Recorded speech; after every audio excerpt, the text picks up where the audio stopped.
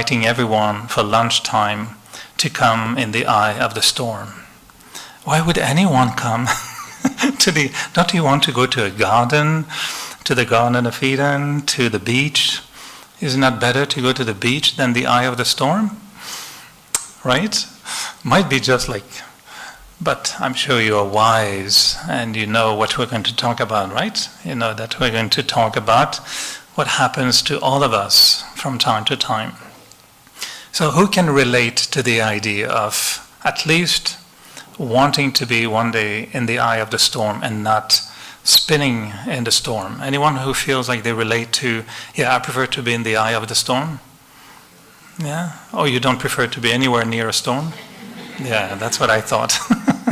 Let me get as far as possible from the storm. Is that what would be the best? Yes. Well, if I was very optimistic, I would tell you that, keep dreaming. It might happen that you won't have any storm to face. But I think if I want to be realistic, I think, unfortunately, that life comes with storms. Don't you have storms in Mauritius? Yeah? I was born and raised in Brittany, in France. They call it usually the sponge of France. You know a sponge? It's a lot of water. And so they say because it rains all the time. And in summer, there are a lot of storms. But we learn to actually enjoy it. We learn to really like it. One thing is a storm, but then sometimes it can become a typhoon, a tornado, a hurricane. It's getting better and better, no? So what are we going to face in our life? Are we facing storms, hurricanes, tornadoes? Of course, it's a metaphor, it's an image.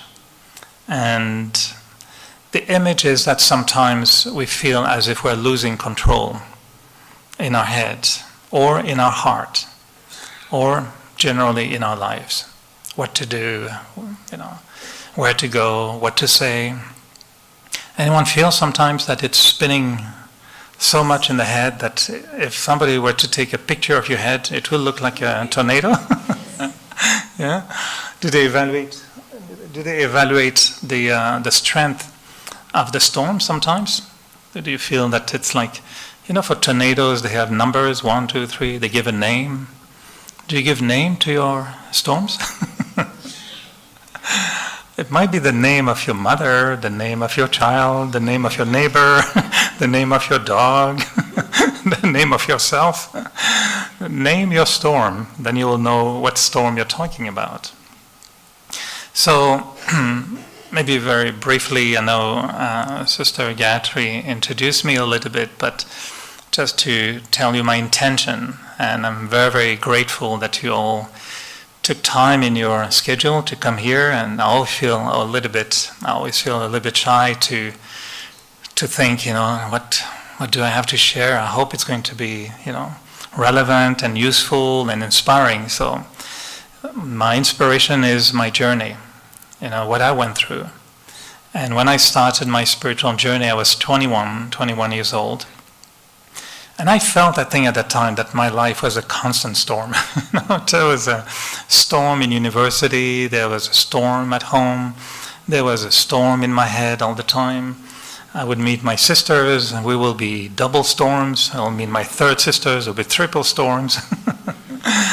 And from time to time it will be nice and quiet, but just wait until Friday night and the storm comes again. So there was questions, there were a lot of questioning. Why are we killing each other? Why are we destroying the world? Why is my dad like this? What am I going to do? They're all different forms of storms. And when you're 21, you're looking for answers. So when I discovered the Brahma Kumaris, I liked the idea of getting acquainted with the mind, relearning to think.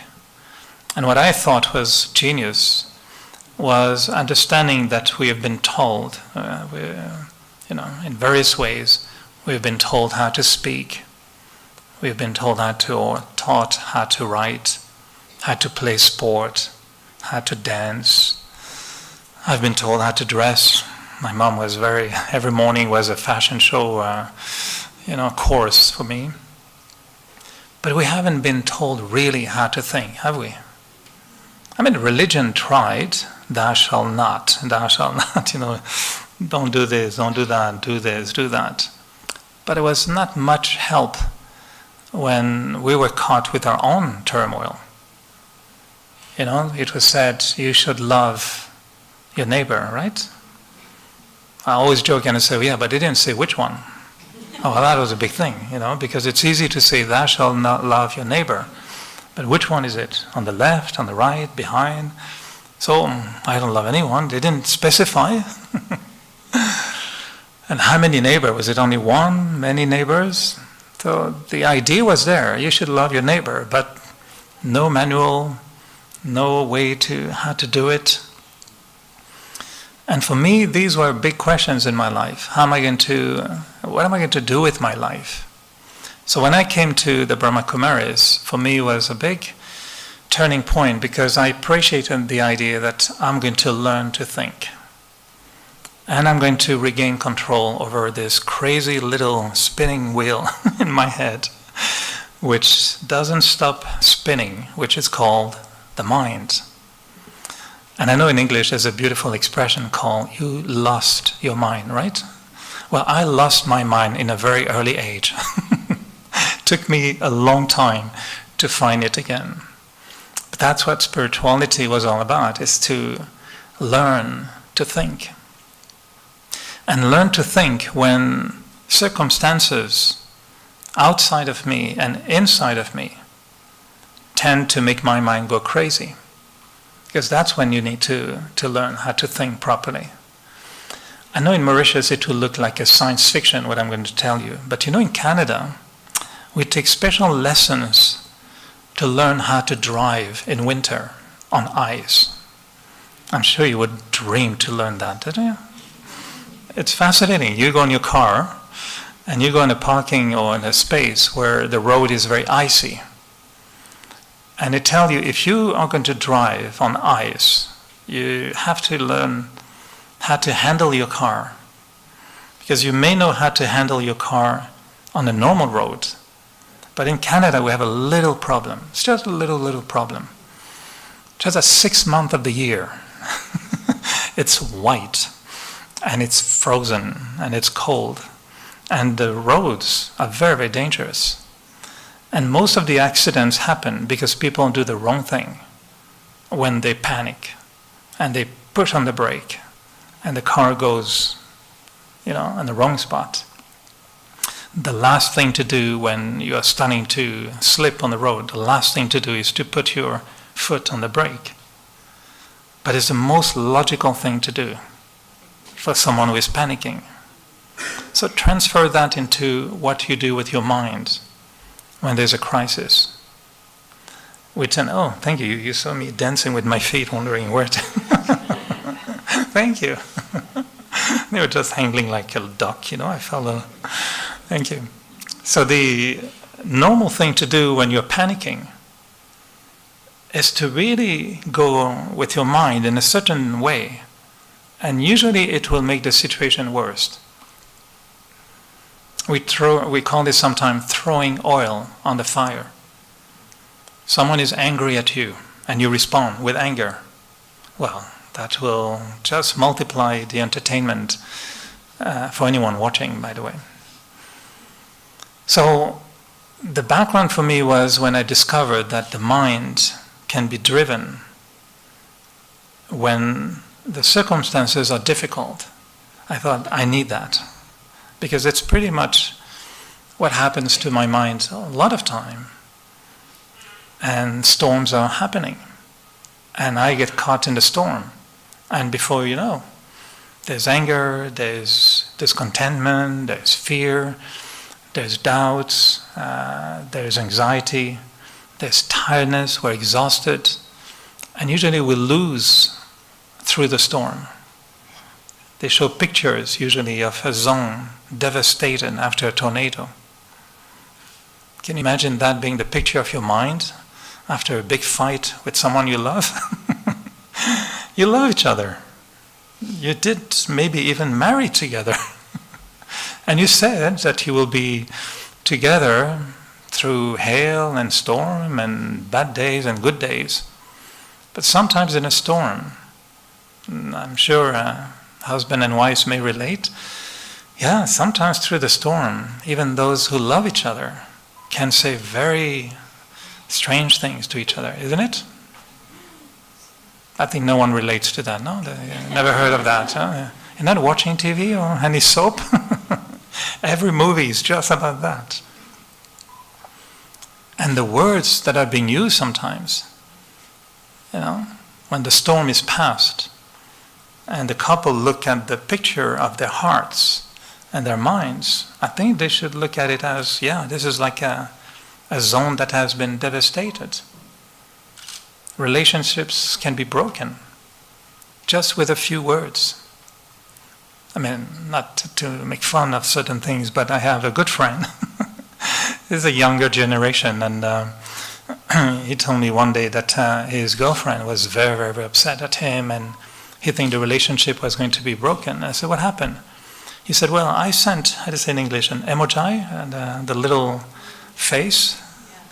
Emoji, is it? So, emoji? Something like that. He said, I sent an emoji to my girlfriend. And she got very upset about it. She said, about an emoji? She said, yeah. She said, why did you send me that emoji? And he said, well, because I'm smiling. Yeah, but what are you smiling at? That little emoji created a big storm, and they did break the relationship for an emoji. I told him, don't send emoji anymore. That would be a very nice thing to do. Don't send anymore. But I'm not exaggerating. Just the relationship, because of a tiny little thing, took a big, big scale. A big fight, and since they're young, at that time, okay, next. When relationship doesn't work, you just move to the next one. Tiny little grain of sand, it became a storm, a sandstorm. So, for me, when I became more like active spiritually, I realized that I may have to learn how to navigate through the storms. And even though I do wish that no storms will come to me anymore, my reality, even in a very spiritual journey, has been that actually storms kept coming. And sometimes they just become bigger and bigger. And I find myself very grateful to have teachers, guides, friends, mentors who could help me to navigate through the storm. So I'm going to suggest to you something here. And first is to appreciate the quality of the storm. You have small size, medium size, large size, extra large, right? So we have to be prepared for various types of storms. If they tell you tomorrow is going to be raining with a lot of wind, well, you may just prepare with an umbrella. But if they tell you tomorrow there will be a tornado, well, you may want to put plywood on your windows. You wouldn't do that, with a storm, but with a tornado. In USA, in North America, we have a lot of those. And it's fascinating. You see the whole town in Miami, they put those plywood, and the whole place is like prepared for the tornado. And if they say there's a typhoon and there's a cyclone coming, well, you just move out of town and you go in a safe place. So we understand that. Now let's transfer that into our inner world. Do you have any weather forecast application for your mind? Do you know how to recognize when the storm is coming? Sometimes if a person says, I'm coming to see you, you should know the storm is coming. Right? Depending on who is coming to see you, you know well in advance. Chances of rain and storm and tornado, 60%. Isn't it? From the person you know. If you are at work and somebody says to you, the big boss would like to see you. Well, chances are there may be some high wind You might want to hold on to your seat because the seat might be gone by tomorrow. Or you might be gone and the seat will remain. That's, what happens in a tornado. So, we have to see the storm coming. That's the first thing. Then the storm comes. And I say, what do I do? Well, the title is In the Eye of the Storm. We know very well that the most secure location in a storm is to be right in the middle of it. I've never tried it, to be honest with you, physically. And I don't think I would love to try it at all. And if there's a tornado, I would be the last volunteer to say, can I try to go right in the middle to see if it's true? So I will believe scientists who tell me it's true, but I never experimented with it. But mentally, I would suggest to you images of what it could represent. So the question I would ask all of us is, what do you think really is the storm? Is it what is happening? Or is it how I respond to what is happening? Right? We are very tempted to keep saying, no, what's happening is a storm. She said that. That was bad. He or she did that. That was wrong. And therefore, I'm very upset. If you are a real case scenario, I have a friend. He was, stripped from his inheritance by his family, his brother and sisters. He literally lost his mind. He went really, really crazy. And that was a tornado in the family. Because he felt that was very unfair. And he couldn't believe that his siblings, his brother and sisters, would manipulate the will and the law to strip him from everything, from his parent. But that's a tornado, isn't it?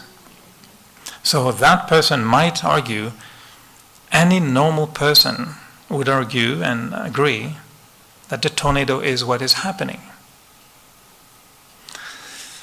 Well, the little yogi in me, after 40 years of gym and training and exercise and storm watching and storm going through, can say, the little yogi would say inside, yes, this is not nice. It's very bad what they did to you. But you still have a choice. You still have a choice. You can still say, this is bad, therefore I'm going to spin with it. And you're going to suffer through it. And you might suffer through your whole life. And this person, which I love very, very much, if that person doesn't find a way to recenter himself mentally, there might be pills, there might be alcohol, there might be drugs, there might be all kind of things proposed to quiet down the effect of the storm, but he won't go away from the storm. The storm will continue, and the drugs will increase, or the alcohol will increase, but the storm will not stop.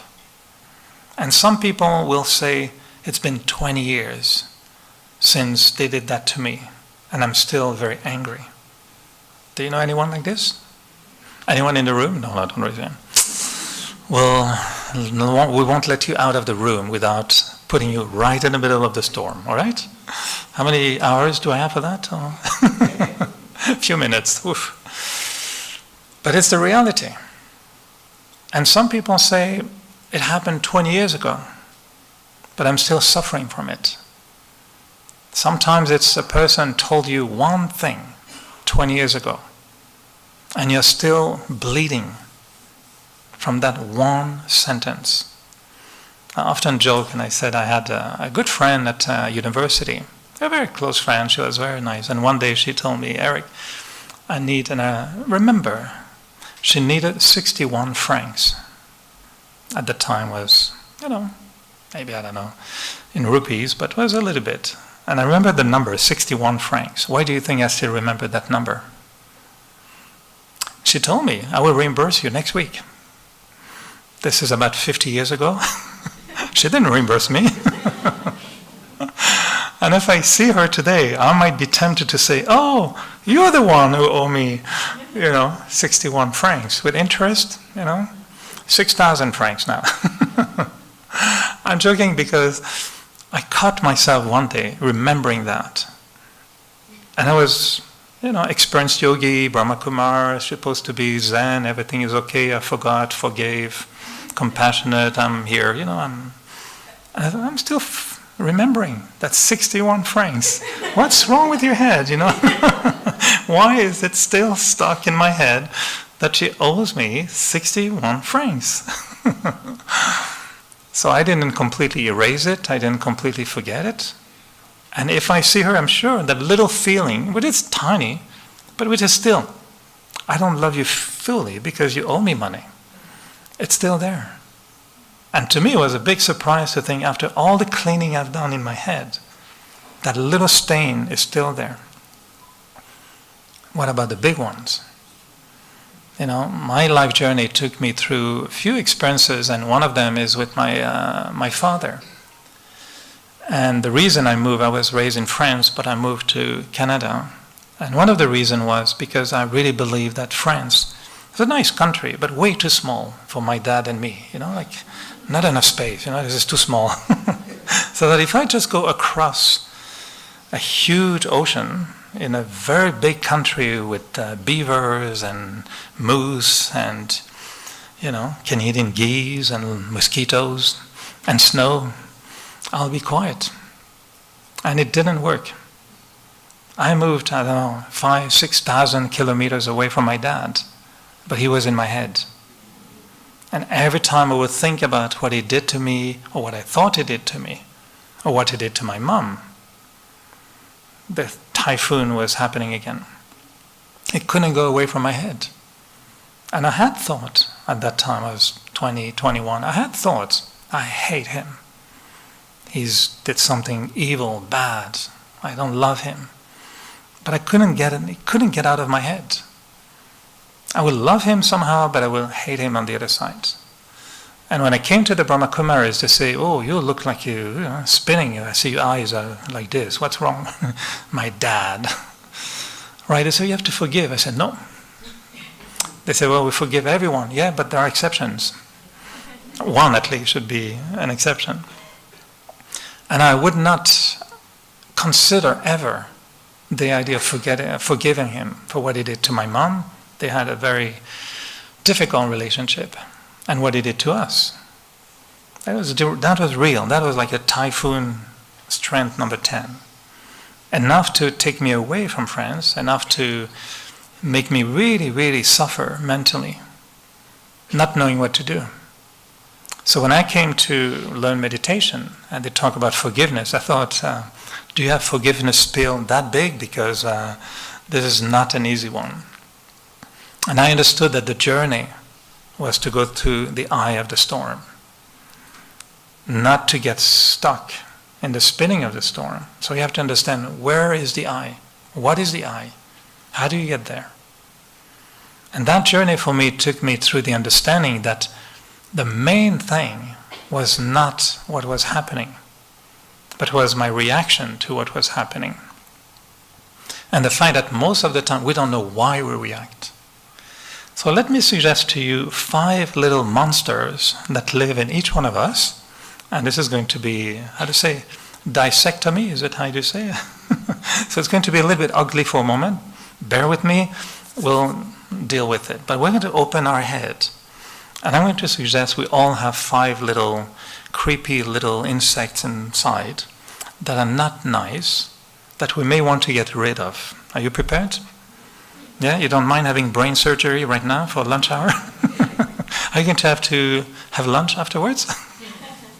Don't worry, you won't lose your appetite. But I would suggest we all have 5 main forces that are really draining the self, the soul, the spirit, from all its power and all its energy. And you know them very well. One is called anger. Anger is usually associated with fire. It just burns. And it can be raging fire that burns everything. It can burn what you love and what you hate. It doesn't discriminate, it just burns. Then you have what we call sometimes ego. Ego is actually like a toxic air, gas. It's a very poisonous gas. It suffocates you. So you're burnt, now you're suffocated. It's getting better and better. Then you have attachment. Attachment is usually associated with water, and it drowns you. You die, in the water. You're drowning. You feeling good? Yeah. So that's the third one. The fourth one is usually called lust. Lust is actually a very interesting word, and it means to lose the self, or to surrender the self to the power of the senses. That's called lust. And it's associated usually with the earth, because it buries you alive in the earth. Don't worry, there's some resurrection coming in a few minutes, but yeah, after burning, suffocating in gas, drowning, going to the into the soil, then there's greed, the last one. And greed is the one that catches you by the nose, the air. And so when you lose that power and you go with greed, you're usually suffocating as well. You're losing air. So we call them usually the 5 vices or the 5 defects of the soul that are actually, acquired by all of us in one form or another. And they're a little bit like the colors, the 3 main colors. If you mix them up, you get all the colors of the world. Well, if you mix those 5 negative forces, you will enjoy all the defects of the human spirit. I don't know if you're going to enjoy it, but you may catch them. So jealousy, impatience, intolerance, animosity, hatred, narcissism. The list is very, very, very long. I mean, all the negative traits of our human existence are actually coming from some form or another of these forces being combined. So if you have a little bit of ego and a little bit of attachment, well, it will create very complicated relationships. And when anger comes up, you know what happens. Your words change, your energy changes, your eyes change. Then if it's like that in English, in French we say, if your eyes could kill me, I would be dead by now. There's a French expression that says, you have bullets in your eyes, I'll be dead by now. If people ask you, are you okay? Yes, I am. You can say, yes, I am, but your eyes are saying, I'm going to kill you. That's very different. And the eyes can also say, I love you. I'll go into the bright side of the soul, don't worry, later. First I have to go through the heavy part of it so you can feel the spinning of the storm and you beg me, please tell me how to get out of it. So yeah, think about it. Those 5 forces, when they start to be activated, my attachment to people, to things, well, what happens with attachment is that when I'm almost going to be deprived from something I'm attached to, I suffer. I suffer a lot. So, greed never allow me to be satisfied. I always want more. I'm not satisfied. Sensual pleasures, they are like legal drugs, to be honest. People are allowed to indulge in sensual pleasures without being stopped by the police, isn't it? It's illegal. But it's not healthy. The concept that we use in spirituality is that we're a beautiful marriage between 2 energies. The human and the being. Have you ever had a little meeting with your human and your being? To find who is who and what is what?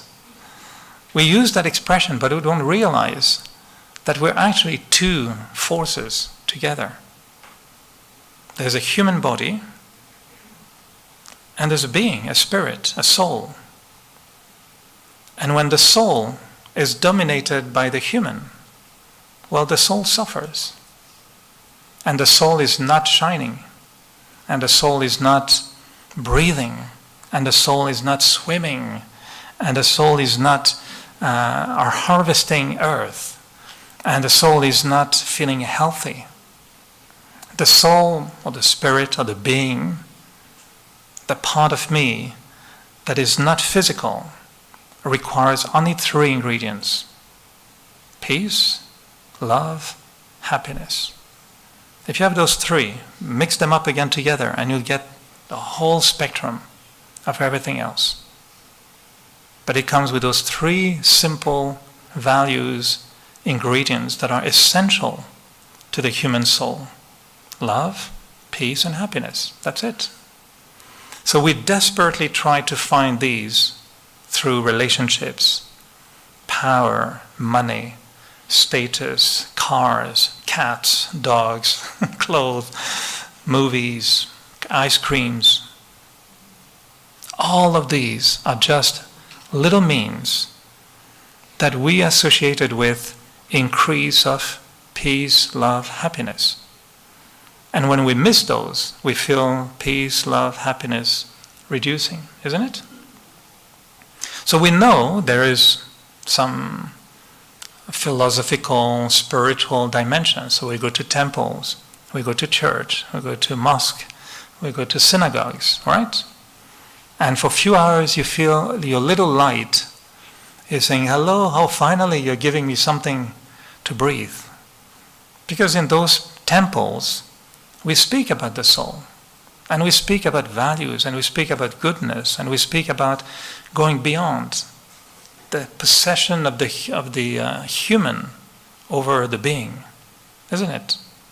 But then we go out of the temple, and you have a big billboard with a beautiful car and a half-naked person telling you this is happiness. And you say, oh yeah, how much? And before you know, you're in a dealership buying the car. I mean, I'm exaggerating a little bit, but I've done advertising. I can tell you what is in advertising. It's not pretty. It's pure manipulation in a way that if any of you have studied advertising and you know what is behind the picture you're watching, it's very tricky minds wanting to manipulate you with subliminal pictures, subliminal messages, none of them designed to really make you happy, loving, and peaceful in life. Absolutely not. Purely designed to get your money, even if you don't have a soul. So these forces, anger, greed, lust, ego, attachment, I'm not going to go into the full spectrum of their dimension, but they're essential to understand, because if you want to know what causes the storm, you may want to have a little meeting with those 5 monsters of yours, because each one has very personal versions of these monsters. And you may want to go to your spiritual doctor and say, I want to have a full soul check. You do body check, don't you? Yeah, at the doctor. Is your doctor also taking sample of your soul to find if you're okay? I don't think so, no? He can only check your body.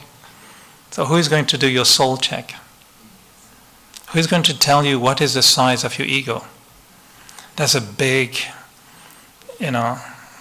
traumatic experience. Believe me, that's what I went through. I thought my ego was a reasonable size, normal human size. And I discovered one day it was actually gigantic.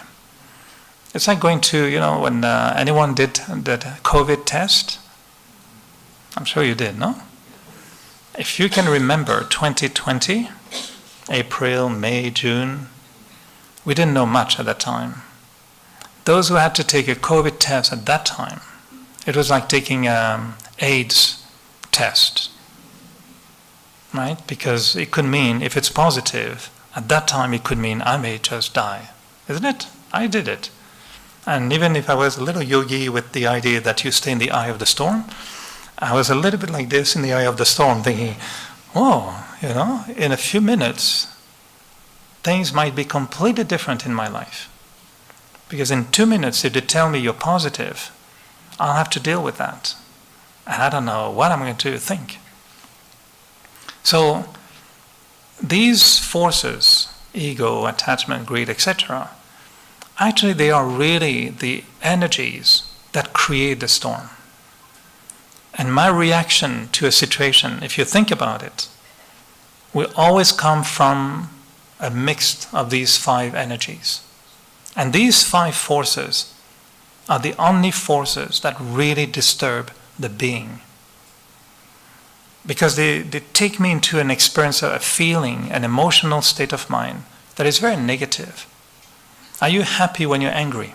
Anyone who is really happy when they're angry? Anyone has ever taken an anger course?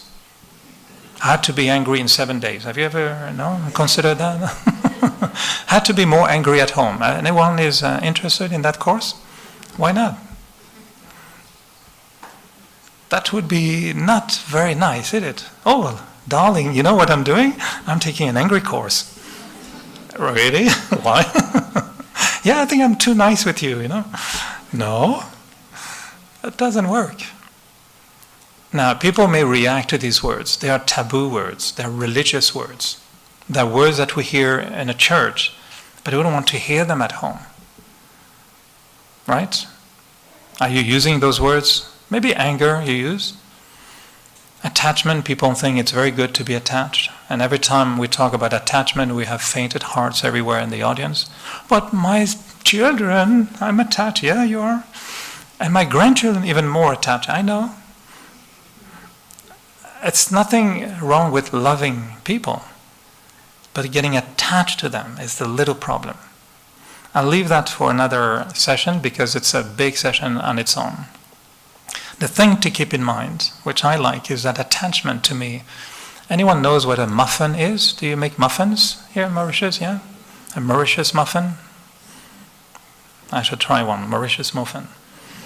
So if you bake muffins, right, you'll have a mold, and then you put your dough. But if you don't put this little thing called oil or butter or whatever, what will happen? Right? They will come out of the oven, beautiful muffin. But the moment you want to eat it, it turns into crumbles because it's attached. So attachment is not loving, not caring. No, it's just making sure that between me and the other person, there's a tiny, tiny, tiny layer of respect, of purity, of self-esteem, so that if the other person tried to move away, I'm not going to cry and I'm not going to be hurt because I remain me and you remain you. If we're together, it's lovely, but if we're not together, I still want to hold myself as a whole, not to become crumble. Attachment makes us into crumble every time someone says one thing to us. You love the person and they say, "What did you do to your hair today? What, you don't mind like my hair?" Love turned into a hair issue and then soon into a hair typhoon. Have you ever had a hair typhoon? This is really messy. Storm, sandstorm, okay, but hair storm, it's not good. I've never had a hair storm, but anyway. Sometimes it's just a little thing that changes the relationship into a fight, just over a haircut. Simple things. Why? We're attached. So detachment is a beautiful quality that keeps my self-respect, my self-esteem, my self-worth, my self-confidence intact. It protects me from falling apart the moment somebody tells me something. That's called detachment. And it's not caring. It's the same detachment a doctor needs when a patient comes full of blood. Imagine the doctor having a lot of attachment to the patient. What happened to you? And he will almost faint, and you don't want to be operated by him. What happened to you? And let me operate you. No, don't. I'll try somebody else. Apparently, it's said that a doctor should not perform surgery on their children. The emotional may interfere. It's better to leave another doctor to operate your child. Because otherwise what will interfere? Not your love, your attachment. Because what allows him to operate someone else? He will love the child, but he's not attached to it.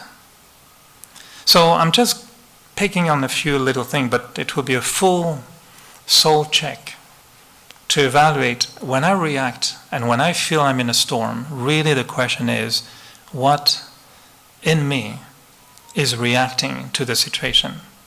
And the philosophical or spiritual approach is to say, there's nothing that happens around me that is too strong or too powerful to completely overcome the strength of the soul, the spirit, the being, if the being is awakened. If the being is aware of its faculties, the storm is not a storm. We always joke about, I love tennis, so I watch a little bit of it. If you are a tennis player, right, and you're in a tournament, all right, you want to win. And then they tell you, well, you know who is your next opponent? I don't know, those who know tennis, imagine it's called, well, I have heard his name, Novak Djokovic, Mr. Elastic and Superman. So you're a little player, and we're told this number one in the world is going to play against you. How should you approach it? Oh my God, he's going to crush me, and I'm going to be ruined, it's going to be terrible. Or, this is going to be the greatest lesson of my life. What's your choice? I'm going to be crushed, and I'm going to lose 6-0, 6-0, which is definitely going to happen. I mean, if he plays against me, definitely 6-0, 6-0. Or, what a wonderful opportunity. Now, if a situation happens, you might have the same choice. Yes, they deprived me from my inheritance. Okay, this is happening now. Well, that's an interesting test. Let me see what I can come up with as a human spirit to respond nicely to this situation. Anyone doesn't like superhero movies? Batman, Superman, Spider-Man, Mauritius Man, there must be. Is there a Mauritius Man here? Mauritian woman, actually now we change. They're all, Spider-Woman and Batwoman and Mauritius Woman, right? Those movies are actually very interesting. Because usually, and I studied what they call the narrative, the storytelling, the structure of the narrative, and they're tricking our mind all the time. And there's a part which is always to be planned in a movie like this where the hero is almost dead, isn't it? They always come to a point almost towards the end when you really wonder, is it the last episode of Spider-Man? Because he really looks like a little cockroach here, and he might not be a spider anymore. And you might believe that this is the end. And all the circumstances are against him. But, of course, they need to make money, so they need another episode. So the Spider-Man rises from the death and wins the game, isn't it? Now, who doesn't want to be Spider or something? You might want to use another, somebody like Frog Man or Dragon Man or Swan Man, maybe. Doesn't matter. The point is, what is my choice? Why do we like the biographies of great people? Nelson Mandela, Mahatma Gandhi, Mother Teresa, Jesus, the Buddha. Why do we like these stories? Jesus is quite an interesting story. What did they do? Did they rebel? Did they yell? Did they become angry? They went deep into the essence of who they are. And they came up with wisdom. They came up with forgiveness. They came up with love. They came up with greatness. And we remembered them. And we all felt, if I could be like this.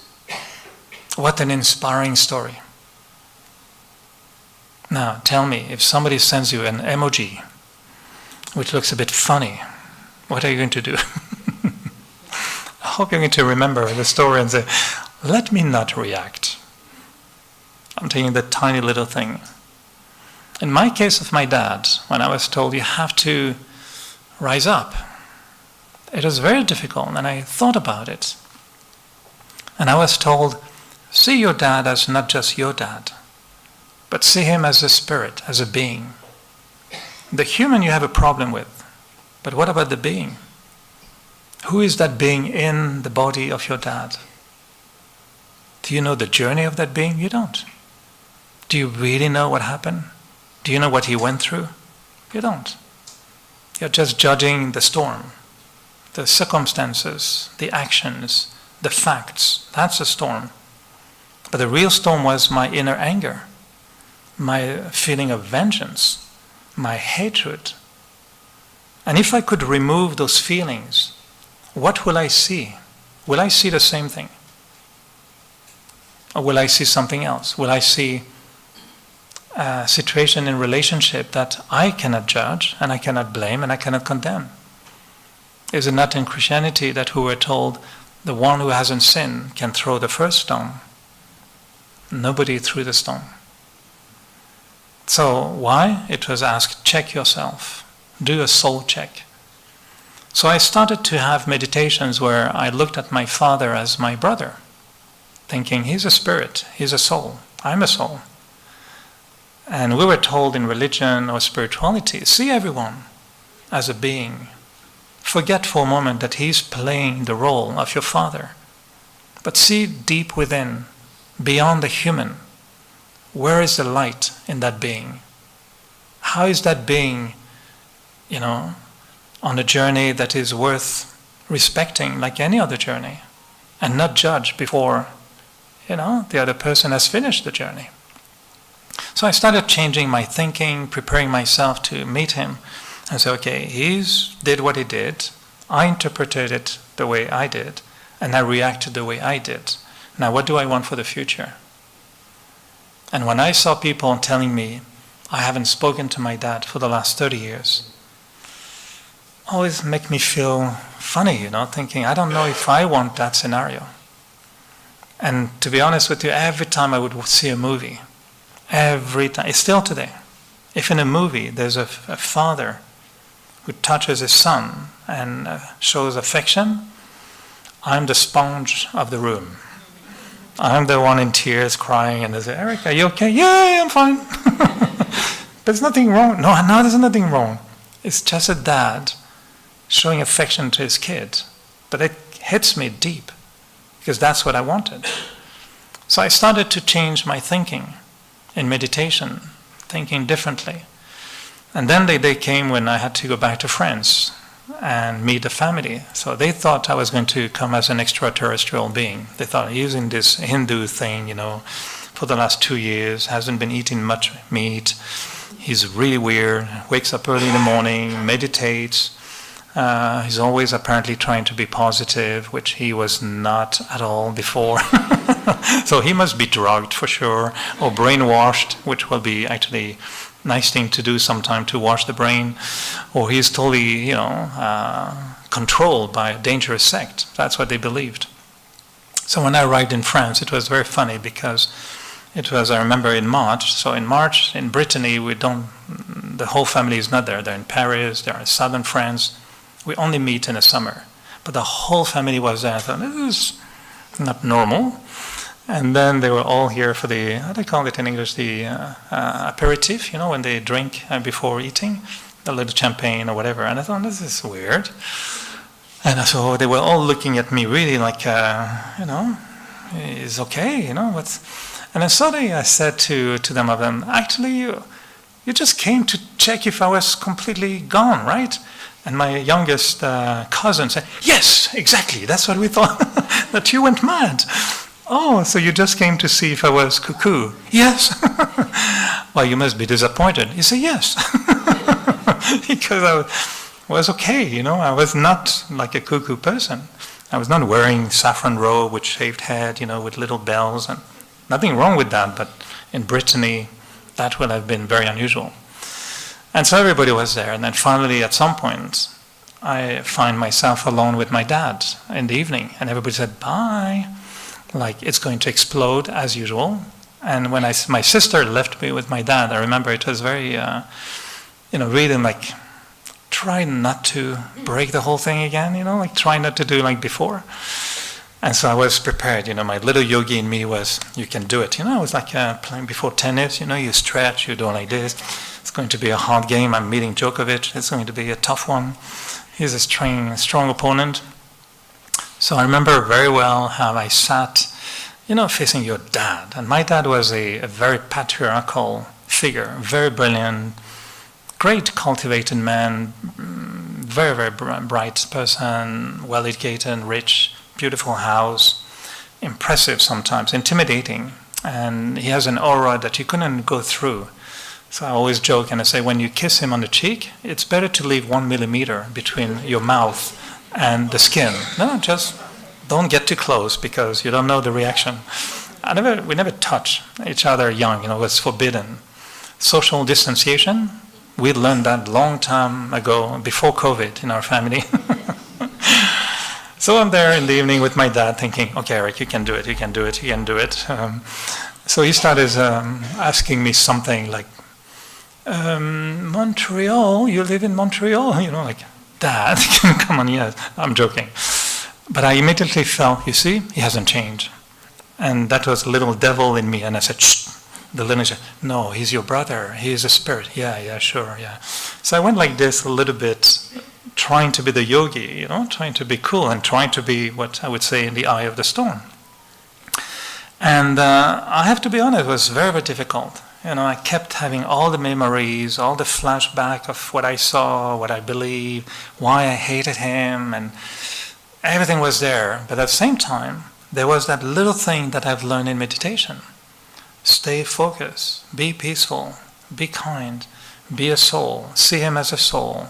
Think of God, ask God to be with you, stay in the eye of the storm. And then, I don't know where this thought came from, and that's important because for me, when I say, if I know my little monsters are activated, I would need to find the thought that will bring me back into the eye of the storm, which means the opposite of all these monsters, and I'll come to that shortly. So I had a thought, and I asked him without thinking, so tell me what happened with Mom? The complete taboo to ask, which we never ask in 21, no, at that time was probably 25 years. And he was, it could have been interpreted as, okay, you are launching war right now. Normally it would have been that. But because it came from my yogi inside, and I was in the eye of the storm, actually, trying not to be, I was forcing it a little bit in the eye, but I was in the eye. So I think that the way I asked it was non-violent, was non-judgmental, was just, I even surprised myself hearing how it came out. I said, what happened with Mom? So he started telling me a story, which actually I never heard. Not at all about complaining or judging or blaming the other, not at all. Just he went through, okay, now you're old enough, I'm telling you. So we spoke the whole night, non-stop. And as he was speaking to me and I was asking him more questions, and from my mom we moved to other things, and he started telling me that he wanted to be a priest. I said, you wanted to be a priest? Whoa, I never heard that. Yeah. So that's why he said, I'm not going to stop you from what you are doing, as weird as it is, And I said, fine, thank you. And we spoke, and we spoke. And to be honest with you, the only thing I could feel as we spoke was, I think I'm falling in love with my dad. I was literally falling in love with my dad, thinking, God, he's a nice being. How did I miss that? How did I miss who he was? Because I was just hating him. So bad. I was burning. I was in my fire. I was in my stuffed, couldn't breathe. I was in my toxic, he's wrong, he's the storm, he's the bad person. And now I was falling in love with him, and the whole night we kept talking, and the more we talked, the more I kept thinking, thank you, spirituality. Thank you for showing me another way to see him. And I know he was he was feeling it. But he didn't take the Raja Yoga course, so he missed a few body language and words, so he would not be able to say things, but I know he was reacting. And I know he was feeling for the first time that I was not throwing knives at him. So he could open up. And he knew he was wrong. He did many wrong things, and he told me he did many wrong things. But I understood the context. I understood different things. Didn't excuse him, didn't say you did nothing wrong. It's not the point. The point was, you're an amazing being. But you went through hell with another human being. And it went bad. But now it's over. And I want to continue to live with you. And I want to find my dad again. Because I didn't have a dad for many, many years. So we had this incredible time, which for me was the biggest turning point in the understanding that if I change my thoughts, what seems to be the most, unmanageable storm in my life can turn into the most beautiful garden of my life. And when I left the next day, I didn't plan to stay long because I was really expecting a big fight, honest to be with you. So I had planned to leave fairly early after that the next day. When my sister saw me the next morning, and I slept probably a few hours, and we went to bed, the sun was up, and I thought, let's go a few hours rest because others will wake up. And I told them, that is the most amazing evening of my life. This is what, did you kill him? I said, no, come on, I didn't. I said, what happened? They said, well, I think we break through. And it was very touching. So the next day was very powerful because, as I told you, he would never touch us or kiss us very much. So when I said bye-bye, usually he's always in the morning with his newspaper, and then you try to kiss a little bit, but you quickly go and he goes back with his newspaper, and as if you never existed. And this time he said, oh, let me take you to the car. No, my dad never takes me to anywhere. So he stood up, and I felt like the most odd experience of my life, having my dad. He looked like a puppet, which was, with strings missing somehow. So he looks a little bit like following me, and then we ended up on a parking lot. And so goodbye. I was going away, and then I thought, there's something wrong here. There's something that doesn't equate. So I dropped my suitcase, and I went back. And again, I was not controlling myself. This happened. I think this is the grace that happens when you're in the eye of the storm. You're just touched by pure grace, pure, natural light of the soul shines naturally. You don't have to do anything. It does its own work by itself. So I went towards him, and he was like a telephone pole, like this. And I took him in my arms for the first time in my life, and he was like that. So I took his arms, and I put them around. I said, Dad, that's called a hug. It's very simple. You just squeeze, not too much, just squeeze a little bit, okay, like this. So I squeeze him, and honestly did that. And I put him around me, and of course we both cried a little bit, and for the first time, I could really tell him I loved him. And I didn't expect anything. I knew he couldn't say it, but I knew he was saying it. It's just, I was in my mind telling him, take your time, take your time. And he told me many times in the future, in his own ways. He never wrote me really, I love you like this, but I know I have all these emails from the last, 30 years. And I never lost any of his email or words because they are words of love. And when I went to France last November, he wasn't well. He had COVID actually. And as it happened, I don't know how, but I had planned to be there for his 90th anniversary. So I had scheduled a few days there, and then I was booked for 7 weeks of touring, like I'm here in Mauritius. And during the time I was there, that's the time when he left the body. And he really, I know, he waited for me in a room.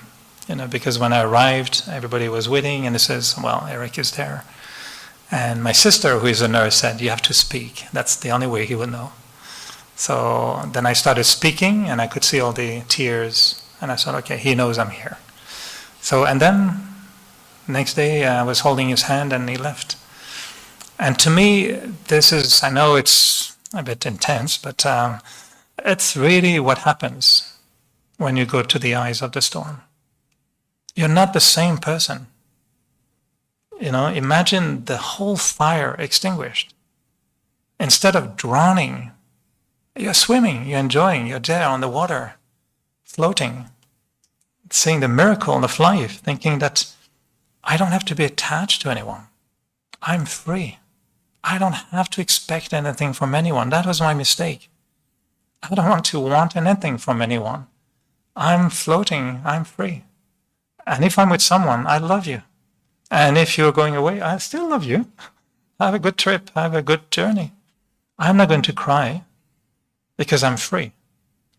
And it's okay to love people when they leave you. It's okay to love my dad when he left the body. I really still felt there was a little, honestly, I felt as if there were two trails, almost physically. I saw like two pathways. And one was actually pulling me saying, come and feel the pain. You lost your dad. You can cry. It's okay. You can cry. You miss him. And I said, no. I felt the pull. I wanted to go there. Attachment. The pull of attachment. I wanted to go there. And I said, no. I understood that the eye of the storm is the other way. And the other path was saying, be with him. Enjoy with him the sacredness of passing through.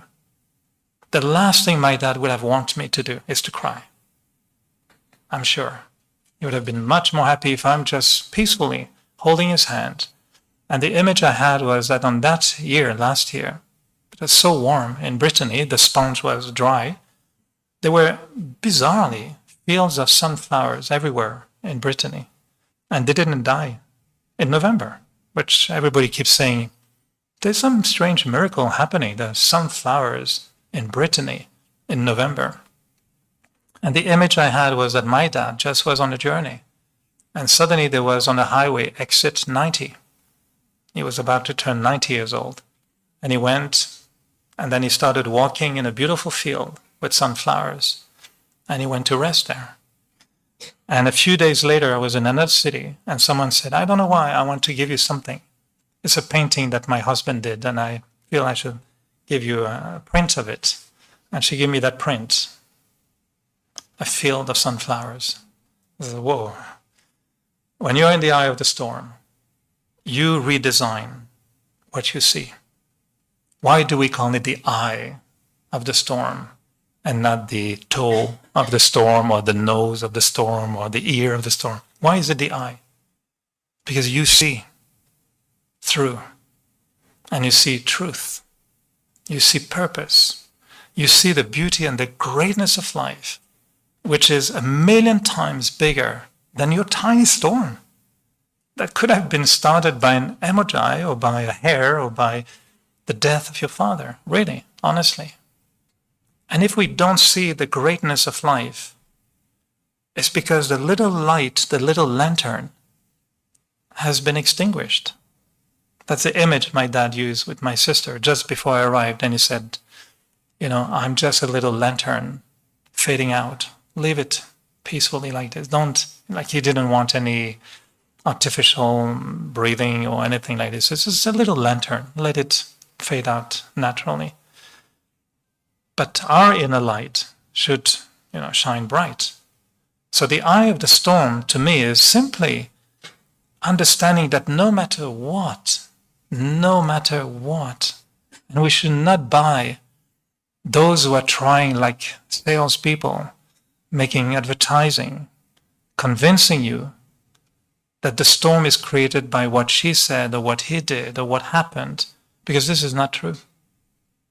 This is bad advertising by people who themselves are buying those fears, those weaknesses, those fire, anger, those emotional reaction, which are human, but they're not compatible with the being.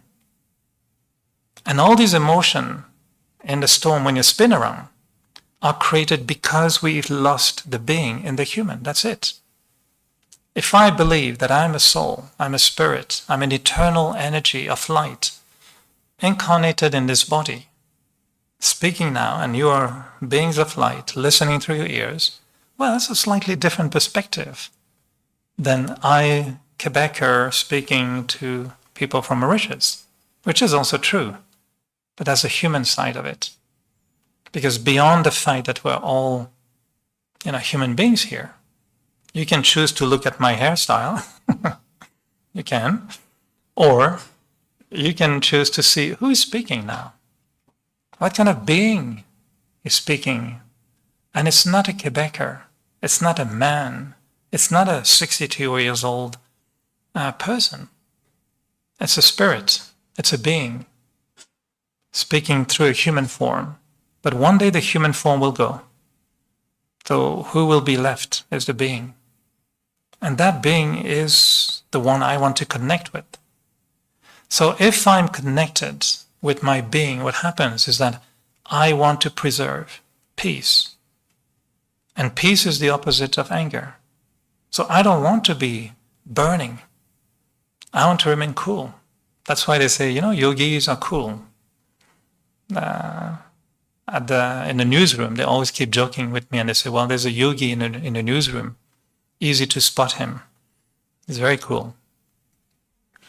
I didn't know I was so cool, but apparently every colleague used to tell me sometimes, don't you ever panic? I says, not now, but no need to panic. But we were in situations many times in the newsroom, very, very difficult. Very, very difficult. 9/11 was not an easy report.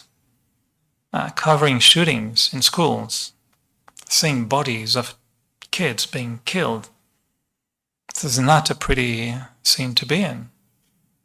But I knew what was required at that time was not me yelling the horror of what I was seeing. What was needed is me honoring compassion, peace, love, sympathy, mercy. And the parents we interviewed, some of them told us, honey, you're the only reporter, which I feel hasn't increased the horror of my day. When you're told that as a reporter, that, I feel, and I know my colleagues sometimes, and I know some are just like vultures. There's an accident, well, we're all there taking scoop, taking news, going for the headlines. I know that. Not all, but some are like that. And when you cover a bad event and you see some of your colleagues doing that, you feel really, really bad. For me, when I came to speak to a parent, my yogi was fairly alert. And it was more the Brahma Kumari in me, or the Brahma Kumar in me in that case, or the Brahma Kumari's, teachings that would be present more than the journalist. And I think they respected that. And I may not have asked some question that my colleague did ask, but I'm glad I didn't. Because I wanted to respect their grief and their sadness and everything. But I thought if you can say something that brings hope to everyone, that would be worth putting on the air. So the peace inside is what we want, not the anger. The detachment is what will, as I said, protect me so I can remain in my self-esteem, not in my ego, bragging and pretending and barking and egotistically, showing myself and putting I in everything. I would be away from any desire. Contentment is one of the most beautiful state of mind. Tell yourself 10 times in the morning, I'm contented. There's no better way before breakfast to start your day, particularly if you have nothing to eat for breakfast. So these 5 energies have their 5 opposites. And we don't have to burn in anger. We can shine in peace. You don't have to drown in attachment. You can float in detachment. You don't have to suffocate in greed. You can breathe with contentment. You don't have to be in a toxic gas going crazy because of your ego. You can actually see through everything through your eye of self-esteem, the opposite of ego. And you don't have to be buried on the ground with lust. You can actually feel that you are the master, that your senses are just like the beautiful toys in your car. They're very useful to turn left, to turn right, to use as a wheel, to enjoy. But you have to get out of the car and understand you are not the car. So these senses are great, but they're not the purpose of life.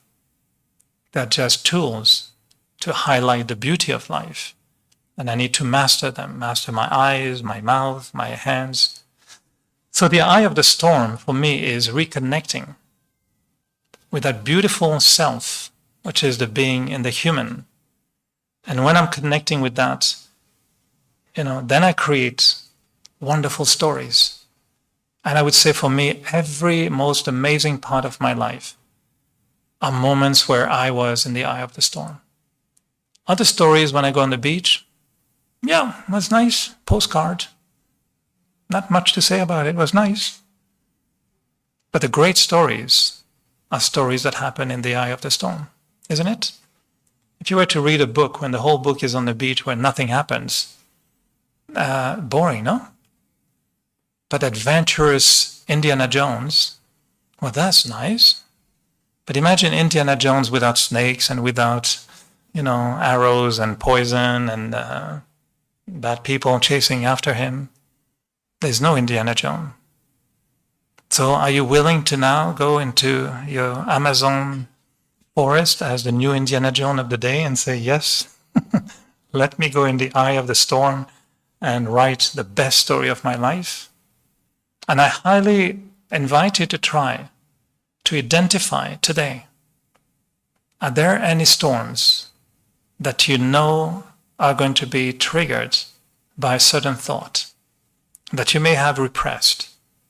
Is there anybody in your life that is maybe hidden in your closet with 10 locks and plywood and big yellow stripes saying, do not enter, do not open? Anybody in that closet? I hope it's not your husband or your wife, which you're still married to. I'm joking. Anyone there? Your past? Anything from the past? Anything that may trigger a storm if you think about it? Do you have any fear about your health? I know it's a sensitive issue, but we all hope to have health, but what if something goes wrong? Are you okay with it? Or is the body the storm? Your health the storm? Or the health of your close one? So are we seeing the forecast of our mind? And if so, then I really highly invite you to say, it's okay. I know now that through the storm, I can probably write the greatest pages in the book of the life of the story of my life. Do you believe that? If not, go in any library, take a biography, and tell me I'm wrong. And the greatest stories come from people who went through the eye of the storm. And they found the light, isn't it? If they died in the storm, yeah, that's dramatic. And it's good movies too, but I don't recommend these one as an inspiration. The good movies are the one where, yeah, Spider-Man survived another time, and this time even has a girlfriend. To be continued. Well, Spider-Man has children. Little spiders coming. More money coming. Hollywood is going. They haven't come up with that film, right? The Children of Spider-Man? It's coming, don't worry. I'm sure it's going to come up. So what will be the greatest stories of my life? So any storm that you may feel in your life, coming or happening or past, where you only see the picture of the disaster after the storm, I would invite you really sincerely to do your soul check and ask yourself, which one of these 5 little monsters has made this big mess? And how can I overcome it in a beautiful way? Just turn it around and discover the beauty of self-esteem instead of ego, peace instead of anger, etc. And see how we feel so much better when we're connecting with that inner light, that inner power of the soul. Because the real power is the positive quality, not the negative one. Negative has a destructive power, but the positive one is the force of life itself, the one giving life.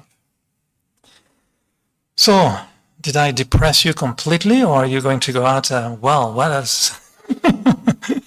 Let's go and see a movie now. I don't want to hear anything about storm anymore. I hope when we go out, it's not going to be a big storm and everybody will be laughing, thinking, Eric, what did you do? I saw pretty dark clouds on my way here, so I thought, let me not try to bring a storm in Mauritius, but beautiful weather. So is it okay? Do you find that you connect with these thoughts, or did I confuse you more than anything else? And is it okay? I'd love to take you through a little meditation as well, but I've no idea. They didn't put a clock, so I don't have any clue if I'm anywhere near the timing that I was supposed to follow. But for me, it lasted 5 minutes since I started speaking. 6 minutes. I only spoke 6 minutes. Oh, that's great. So I can continue another. 6 minutes left. Before what? What would happen? A storm? But let's extend those 6 minutes to maybe 7. Is that okay? So let's start maybe with meditation, and then at least I will respect the timing. So meditation will be very simple, and I invite you to sit as comfortable as you can after being seated for an hour on those chairs, but just give your body a little signal telling your body, not go to sleep, not now, it's not time yet. You may even want to keep your eyes open. Don't need to close your eyes in meditation, because then you might fall asleep. Just look at anywhere, like it's like daydreaming, you're daydreaming. Just look in front of you and allow the vision to become a little blurry even, just like we're daydreaming. But keeping the eyes open will keep us alert. And meditation is just a state of mind. And we want to keep that state of mind even when we walk out of the door. So keeping the eyes open is natural. We're just thinking. And as you just start focusing a little bit inside of you, we have that image of the storm that we saw earlier on the screen. Kind of spinning energy. And I say to myself that, yes, there are storms in my life, and there will be storms in my life. But I want to honor the inner light, the bright, shining light of my life. And I want to explore how it feels to be in the eye of the storm. So as if I imagine the turmoil of situations, sometimes the pain in relationships, sometimes simply the confusion of my mind, sometimes looking at the news of the world and feeling confused. I can see my mind tempted to go into so many directions. I can visualize the spinning of my thoughts in my mind like a storm. Knowing that thoughts that I don't want to have keep happening in my mind.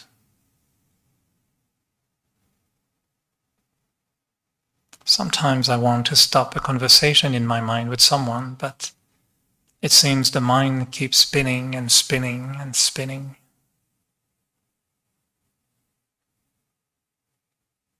So I just visualize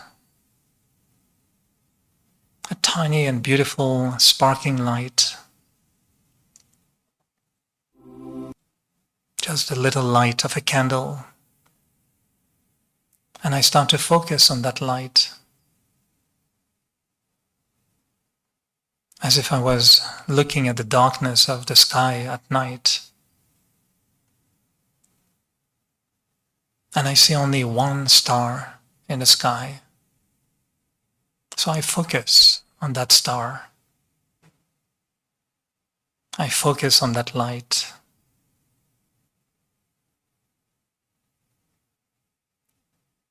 And I start to feel that this is the light of the soul.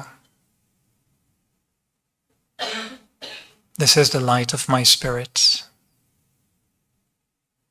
This is the little light in my heart that can never be extinguished. This is the light of life. And this is that little light that brought me here, in this body, in this room, right now. It's that little light,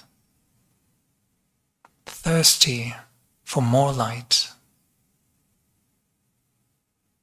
That little light in me, begging me,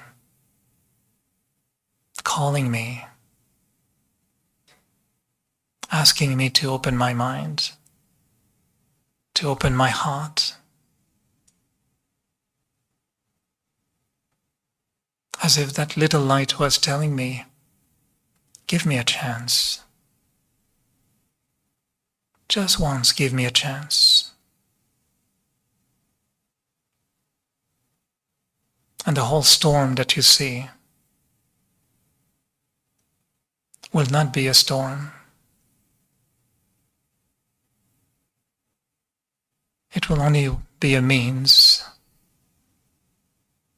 for me to become a brighter light. The storms will make me stronger. The storms will make me brighter. So do not be afraid. Come with me. Come to the light.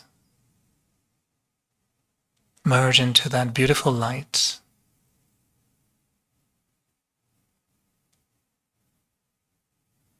And when you are with me, the light, you will feel that inner peace. You will feel that inner love. And you will feel that inner happiness, the joy. And you will feel strong. You will feel powerful. So keep this eye of the storm showing you the light in the eye of the self. Let the eye of the storm see the beauty of your heart.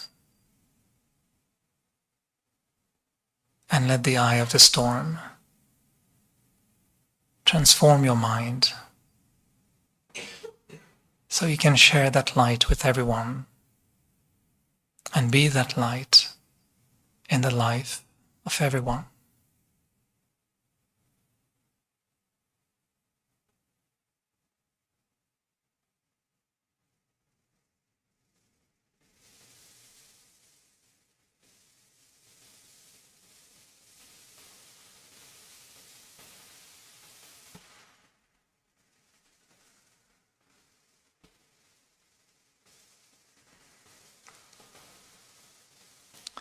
So, you all look to me pretty quiet and peaceful, which I would suppose that you're all enjoying the eye of the storm, isn't it? Well, I can only really say a big thank you for taking the time. I hope you really found something today that will stay with you. Thank you very, very much. Thank you.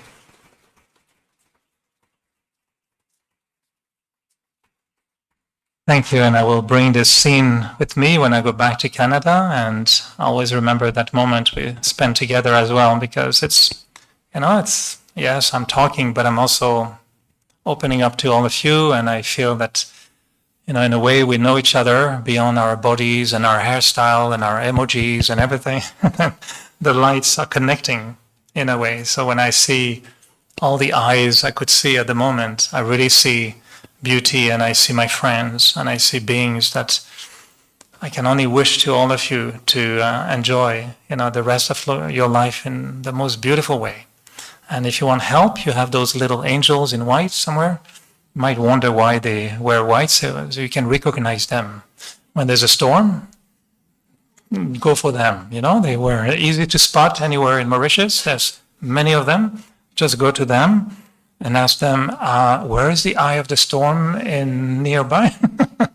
And they will take you to some meditation centers or safe heaven for being in peace. So thank you again very, very much. And to all of you, big, big extension of my heart and appreciation and lots of love to each one of you. Thank you. Om Shanti.